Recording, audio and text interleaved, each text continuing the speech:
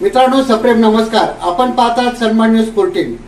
अशोकनगर ते शालिमार दरम्यान रिक्षा चालवणाऱ्या सर्व रिक्षा चालक बांधवांना आवाहन.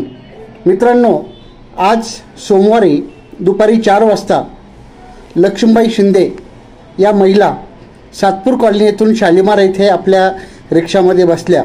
या रिक्षामध्ये शालिमारला उतरल्यानंतर त्या पुढे निघून गेल्या आणि त्यानंतर आपली पिशवी रिक्षामध्येच राहिल्याचे त्यांच्या लक्षात आले. तोपर्यंत रिक्षा निघून गेली होती. या पिशवीमध्ये 3 साड्या आणि लक्ष्मीबाई शिंदे यांच्या काही औषधे आहेत. तरी अशोकनगर ते शालिमार या दरम्यान रिक्षा चालवणाऱ्या कोणत्याही रिक्षा चालक बांधवाने ही पिशवी जर आपल्या रिक्षामध्ये राहिली असेल, विसरली असेल तर 99 22 44 74 50 नंबर पुन्हा ऐका, 99 22 44 74 50 या क्रमांकाशी संपर्क साधावा.